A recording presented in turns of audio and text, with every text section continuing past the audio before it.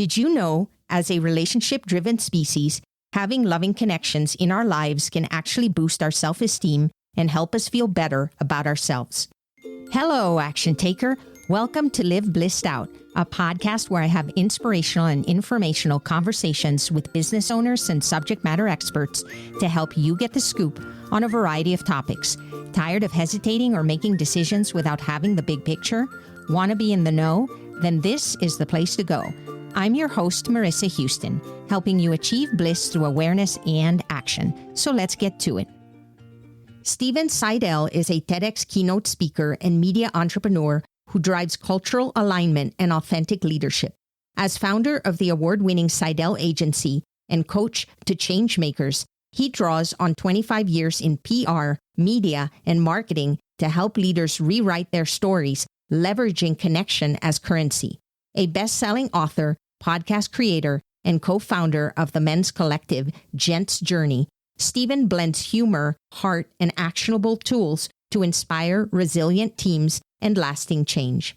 Big thanks to SG Associates LLC, your trusted merchant solutions partner, for sponsoring today's episode. For reliable business payment services, visit them at sgapayments.com. The information, opinions, and recommendations presented in this podcast are for general information only, and any reliance on the information provided in this podcast is done at your own risk. This podcast should not be considered professional advice. Steve, welcome to the podcast. Thank you so much for having me. It's an honor to be here. Same here, and I'm looking forward to our conversation. I always like to start out by letting our listeners know why they should listen to us. What exactly are we covering today, and why does it matter? Sure, absolutely. So for myself, my mission is connection is currency. I'm a recovering people pleaser, but through my years, 20 to 25 years, I've been able to really put together a really solid message that's helping a lot of people. And at the end of the day, I feel like anybody listening, your story matters. And our goal is for you to realize that you truly matter, your story matters, and it can impact people across the globe. And so what we do is we create a win-win-win, a win for you, a win for your company, and a win for your community. That's my total philosophy. And that's why I'm super excited to have this conversation.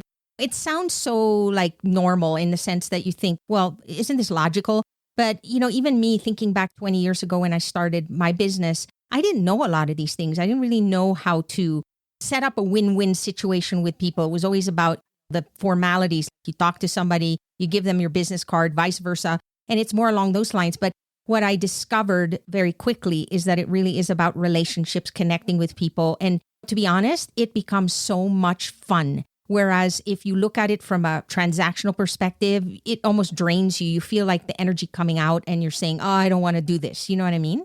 Yeah. At the end of the day, I think play is really important. That's one thing that when I work with, the founders and startups and organizations, we want to find that sense of play. And if it's fun, it gets done. Ideally, you can incorporate that at your business and find little areas where when people don't have to come to work, they get to go to work. But I totally agree. If it's fun, it gets done. And we want to be playful in that too. That's such a memorable way of thinking of it. And not just fun and done, but I think we also tend to overcomplicate everything. I was actually talking to somebody the other day, and a lot of times we put off these connections because we dread certain aspects of it. Like, oh gosh, I Zoom all the time and I don't want to Zoom anymore. It means I got to get dressed and I got to look nice and I got to turn on the camera.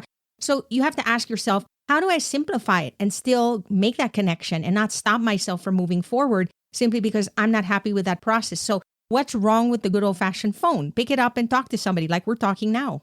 Yeah, totally. I think it's hard to get up and talk, but I think if you can settle in and really just put your attention on the other person, that's one thing that I learned a lot when I was performing, and really be curious, replace judgment with curiosity and ask simple questions. By then we get out of our head and into our heart. So that's typically how we start. And I think that sometimes these types of conversations allow me to hear you and really understand what you're saying because I'm not distracted. Because a lot of times when you're talking to somebody face to face, you're looking at them, you're trying to make eye contact, there's the background, what they're wearing, all of those things. And I find that when I'm talking this way, where we have no cameras and we're just having a heart to heart, I can really, really connect with you in a deeper level. That's at least my experience. Yeah, I couldn't agree more oftentimes. And I'm as guilty as any.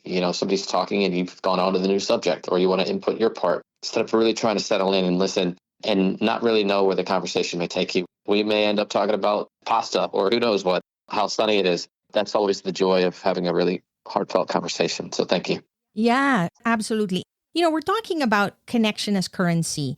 And I think we tend to generalize words a lot. So we say connection. What exactly does that mean? What does it comprise? And how do we connect on a deeper level so that we can achieve that win-win scenario you were talking about previously?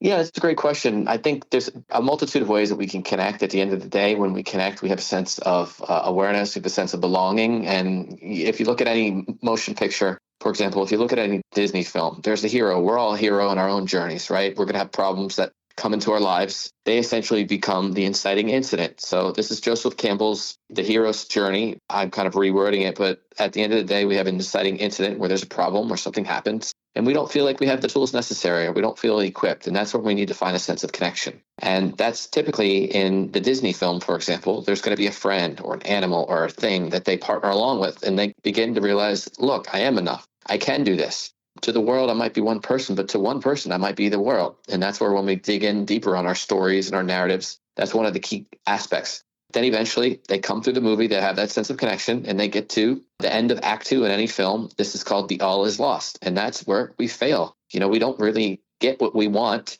We get outside of our comfort zone. And when we fail, or we find grief, or we find uncomfortability, that's where we grow. And then ultimately, in the end of most movies, we have a happy ending where we achieve what we would want. So I think connection as currency can be appreciated in a multitude of ways. Typically, what I talk about with one of my close growth friends, he talks about having your pies, which is something he does in his morning routine, connecting physically, connecting intellectually, connecting emotionally, and connecting spiritually.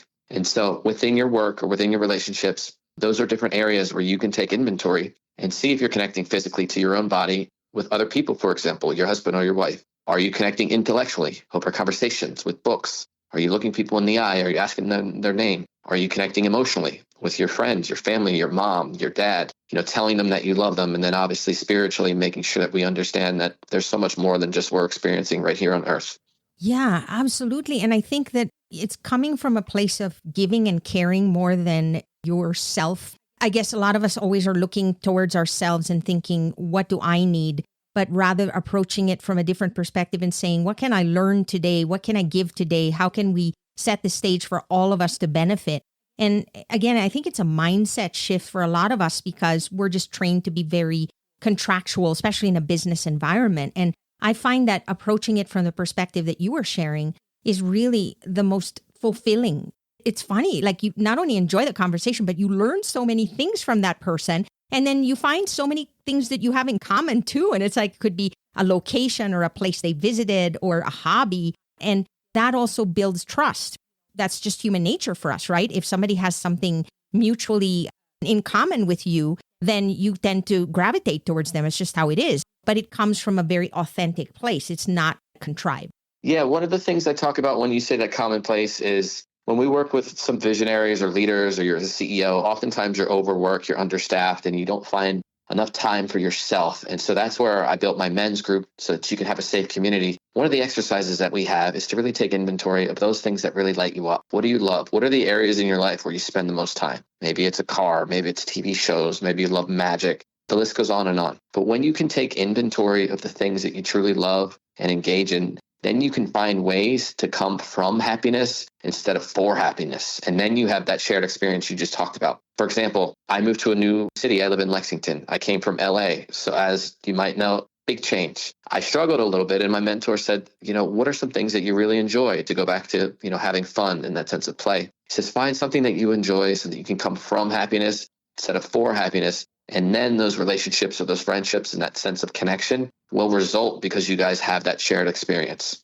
Yeah, I think the big challenge that I'm seeing now, Steve, is that even if you do figure that out, it's hard sometimes to find people that are willing to share it with you, because everybody now in this digital space is just running around, and something as simple as even getting on Zoom is difficult anymore because people are wore out and they feel like there's just not enough time in the day. And so even though we now have an easier time and we have technology that helps us, we tend to get to be more antisocial and trying to set up that environment where you're doing it consistently and you're doing it because you want to connect with other people and you want to be of value. And it could be anything simple, like maybe having a weekly bridge game with your friends. It could be something as simple as that, but doing it so that you get to see them, you get to check in with them. You have to put yourself in that space where it's routine for you, almost habit, but you're doing it not out of obligation, but because it's not only good for you, but it's good for them. And it's good to build those connections with other people because we all need it. Yes, connection is key. One of the things that you touched upon is that consistency. And so doing it, I think the hardest challenge for a lot of listeners that you may have on here is taking the first step, right? What's going to happen? And this is where it goes back to that sense of story. We're often telling ourselves several stories. The movie of me, the story of myself, I'm going to go out there and they're not going to talk to me. There's a lot of narratives that are pinging around, both the narratives internally, limiting beliefs, I'm not good enough, or the narrative that we're sharing with others in terms of what we're delivering so that we can connect. But if you can at least take the first step, put yourself in that uncomfortability and know that nobody knows what's going to come out of it. But if you have an open mindset, much like an abundance mindset or a prosperity mindset, if you look for opportunities or you look for synergy or you look for serendipity, then that'll take you along its path. And so we don't need to know how we're going to get there. But if you could just push yourself, take the first step, and then consistently do it, you'll begin to see these patterns emerging. And that's where books like Atomic Habits and a lot of these other books like the 5 a.m. Club, if you can just continue to do it for 60 days or a finite amount of time, it'll begin to be second nature. And then all of the goodness that comes from the connection or the relationships or showing up consistently will begin to show itself within your life. You know, as I'm listening to what you're saying, Steve, I think that we tend to think that everybody feels the way we do about certain things. And that could be further from the truth because we're all so different and we view things differently. Trying to find those pearls in your life. Sometimes it's the little hunt where you find the people that you want in your circle, the people that get you, but at the same time are different enough to have fun with and learn from. Essentially, people who inspire you, that make you grateful to be around them. You know, you can learn from them, they can learn from you, and they want it as much as you do. If you're trying to set something up and they're looking at it as they're doing you a favor, or they dread it, it doesn't work. So you almost have to approach it as, I know I'm going to fail a lot of times until I get that group, but once I find them, we get that group solidified, then all of a sudden I'm going to see the fruits of my labor. So it's like planting seeds, essentially. Yeah, absolutely. Planting seeds, whether in business or in life, we often don't see the roots that are growing from the foundation that we're building. And so when I work with leaders, business owners, I start with that foundation and your mission. And too often we try to go towards growing the fruits and the seeds of your labor without really having a solid foundation or structure. It's really challenging to do that. And then often, burnout or inconsistent results will show themselves. So for businesses, I have a 4M framework. You start with your mission. Why is it that you're doing it? That's merely your foundation and the relationships that you're building. Then what's the message that I'm telling both myself and audiences? And then once we do that, we go into the media or the actual marketing of it all, or the influence, sales. It's all the same thing. Marketing, sales, influence, connection. At the end of the day, we're trying to impact people and inspire them. But ultimately, the last of the 4Ms is movement. We want to create movement, both in our hearts and in our campaigns that we build. I call it action because, we can talk a big talk, and that's really what podcasts are. We talk. But at the end of the day, it's taking what we say and actually putting it into practice that's going to give us the changes. If we're looking for change, that's what's going to initiate the change. And given that, then I really love talking to my guests about specific steps that they can take. Now that we're talking about connection, let's give our listeners a framework. Like, what does that entail? What are the key elements of creating good connection? Yeah, so this is merely my interpretation, and there's a multitude of ways to do it. But one way that I focused on it, I'm going to go back to my TEDx talk that I delivered a couple of years ago. I lost my mom due to cancer. And so when I relocated from California to Kentucky, it felt like my world was ending because I had no friends. We were living in COVID. All my friends were virtual. I didn't know anybody. And then my mom was sick. I had a newborn. It was the perfect storm of feeling selfless, if you will. And so that's where I created this men's group because I needed a safe community. And that's where connection was for me, because I'd always been a connector, but I felt disconnected in so many ways. And so I talk about it in the TEDx talk as well, the hidden power of grief. When we are disconnected, when we have failure, when we have grief, when we lose something, that's truly an aha moment for us to determine, oh, okay, this is for me to understand that this is a moment where what we go through, we grow through. This is meant for me to become a better version of myself. And so connection, obviously, is what we're talking about. What I suggest is a 3-part framework. First, we need to essentially reconnect. What is it that drives me? What is it that I love? What is my purpose? What is my mission? What are the gifts that God has given me that I can use so that it becomes the hole in the flute that the Christ breath flows through. So it's music. How am I creating music in the world that I live in? And secondly, once we reconnect to that sense of well-being, to that source, to our mission, whatever it is that we do, that purpose, we need to rebuild. And so oftentimes when we're in a tough position or we're not connected, we don't have any infrastructure in place. And so that can show up in a multitude of ways. It can show up in the relationships that you have. You can rebuild amongst your community. And that's oftentimes when somebody feels disconnected, they say, okay, I need to find something outside of myself and then start volunteering. And that's where you're rebuilding to your community. You're rebuilding yourself. And then lastly, we want to reclaim the narrative and we want to reclaim that sense of purpose and realize that everything that we do here on this earth, whether it's professional or personal, can impact somebody and it can change their lives for the better. And so it's up to us to own it, to understand that we may fall, but when we reconnect to these skills that we have, we could become a beacon of their success and we can share our story and then inspire others to do the same. Yeah, that's so true. And I think that we find ourselves in a situation where in that grief, in that experience, you sometimes look into yourself and you step away and then you start to feel really bad and realize that it's the day when you wake up and you go, wait a minute, there's other people that are having the same experience or worse. And so how can I not only help them, but how can we support each other? We need that community. We need to hear it. But I think getting to that point where you actually take that step, as you said, moving forward, that's the difficult part, that once you build that traction and you get it established, then it becomes almost like medicine in a way. You know, it's so relieving. It's very fulfilling. You get so much good out of it. I, latched onto what you said about you never know what kind of impact you're making 100%, because I can't tell you how many people that I've lost that were mentors that didn't even know I existed, but I listened to them and I followed them and I learned from them. And then once they're gone, there's like a hole in your heart thinking, oh my goodness, I'm never going to hear what they have to say again. And I would look forward to it. Now I don't have that. Every moment is precious and you just don't know what kind of good you're putting out in the world until you do. So just do it. Yeah, there's a quote. I think I mentioned it earlier. I don't know who said it. I should figure this out, but it was in my mom's kitchen. To the world, you may be one person, but to one person, you may be the world. And like we talk about in my men's group, just show up. So many times you hear about the actor or the person who stumbled on a new career. And 9 times out of the 10, their friend brought them and they just showed up. But a lot of great things happen when you show up, especially, in your life as a parent, me being a girl dad. I want to just show up. I want to show up for my children so they know that I'm there, that I can be trusted. And when you just show up, a lot of magic can happen. You mentioned a framework. One thing that I talk a lot about is going from good to great. Obviously, we all want to do good in this world. Part of that is being great. And I think we all have greatness within us. And sometimes we don't realize that. And so I put together a quick little acronym for GREAT. And it embodies a lot of what we just talked about. So if you could just try to touch each of these every single day, then you're going to be the greatest version of yourself. And that's different for different people. And when we compare and we complain and we criticize, that's when we get into our head or into our ego. But to be great, the G stands for grateful. Like I said before, we don't have to go to work. We get to go to work. Being in the United States, we struck the lottery. We didn't grow up in a third world country. We were born here. The R stands for reflective, having these moments of prayer, of silence, where we understand that our heart beats without us even doing anything. We breathe without having to move our own lungs. The E stands for being empathetic.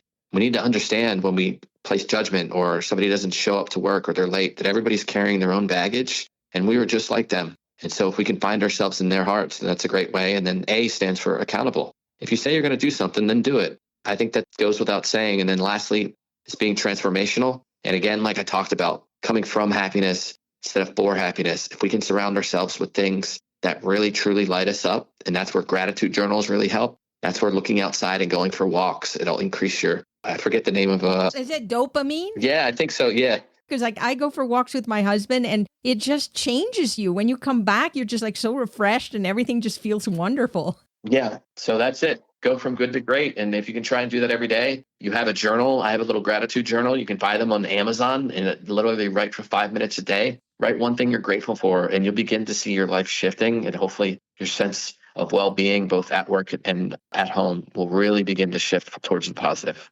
I love it. And I think it's so helpful for our listeners because they can easily remember it. So if we look at it, great, gratitude, reflection, empathy, accountability, and transformation. Those are the kind of messages I think that we can carry with us so that when we lose our way or we forget something, we can go back to that. To your point, we're here in the US and there's so many blessings that we have.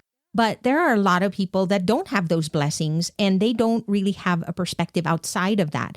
If you grow up in a different environment, what you think is not a blessing here is a blessing to somebody else somewhere else. So what I mean by that is that there's a lot of people, for example, that their priority is simply to eat and nothing else because they can't find any food anywhere. And over here, the priority might be, I just want to be able to go to school. And so the level of what you think you need is different. And that doesn't diminish one from the other, but it's important to put it in perspective so that when you wake up in the morning, to me, I look at everything as a blessing. Like I literally wake up and I go, there's another day. Oh my gosh, the sun is out. Oh, I get a cup of coffee. Oh my goodness, I've got running water. I mean, I seriously think about that and I say to myself, am I the only one that thinks this? I do believe there are people like me that just look at everything in awe and say, wow, I don't take anything for granted, that every little thing we have is such a blessing. And we just have to strive to make the most of it and appreciate it, because then you wake up happy and grateful rather than thinking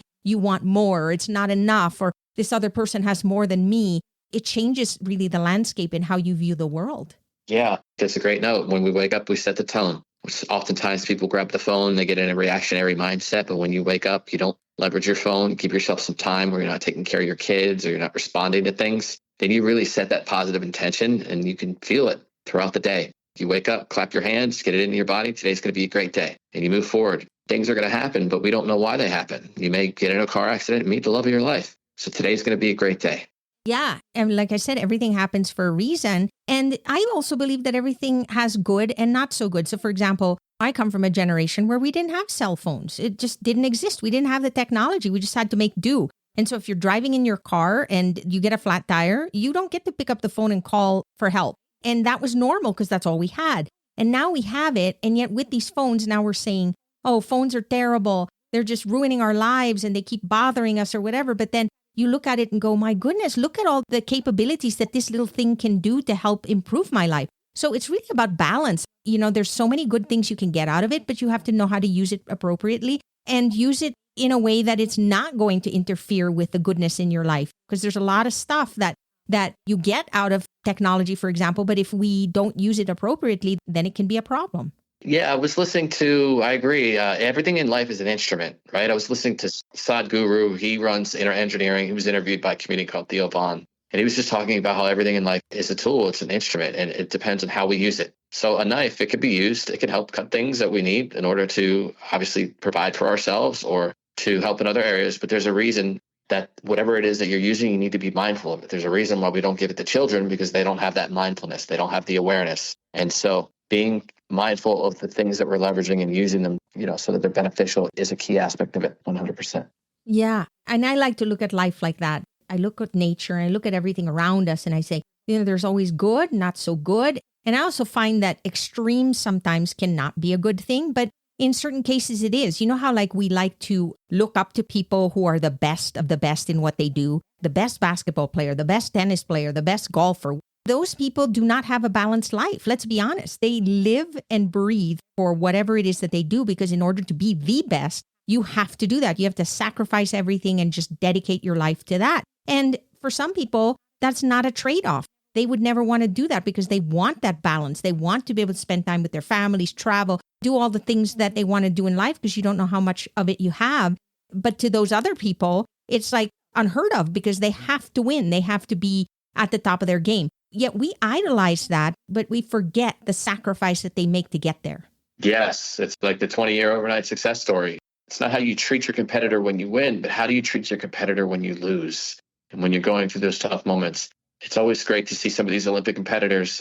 The guy who was doing the 4-spin, Ilya Malinin or whatever, I can't remember. He was predicted to win the gold medal, but he finished in 8th place. But he was celebrating the successes of the other members who won the gold, the silver, and the bronze. And it's truly a test of character that he's been training for 25 plus years. He didn't win, but at the end of the day, he was celebrating the successes of others and knew that there's still an opportunity for me in the next one. That's exactly it. It really is a mindset, Steve. And I think that we all win. It's just a matter of what do we consider a win? Because I grew up always thinking making mistakes was not good. And so I'd always avoid it. And I realized making mistakes is just part of life. We have to make mistakes to be better, to learn. when you look at it as part of that process and it's okay to do it because it's just natural for that to happen for you to get better, then you realize it's okay. And it's a win because I'm learning. And I figured that didn't work. Okay, I'm not doing that again. Now I'm moving over here. I'm going to try this. It really, really has to do with how we approach it from a mental standpoint. And then just go out and do it. Go back to the basics, as you mentioned. The gratitude, reflection, empathy, accountability, transformation. Great. Go back to those basics and remind yourself of that and then try to live a life with that perspective in mind. And I think that that's going to be a really good start to giving you a fulfilling life. Yeah, absolutely. Nobody has it figured out. We're all just fumbling through. And at the end of the day, does it really matter? If you talk about the people who, when they're on their deathbed, obviously you probably heard about these before. It's like, it comes down to, did you love and were you loved? Are you spending time with your family? Are you doing the things that you loved? Love over fear. So the more that we can introduce love into our life and not feel directed or mishandled or misguided by being afraid, the better. I 100% agree, Steve. Thank you so much for sharing this because I think some people need to hear this. I know I did. I really enjoyed the conversation because you shared it in very simple terms. You helped us understand like what we should be thinking about and then just be very cognizant of that and try to live your best life to the best of your ability. Because to your point, we're always going to fall down and we just have to get up and help each other. But we're meant to do that because that's the whole point, is to help each other. And if none of us fell down, we wouldn't need help.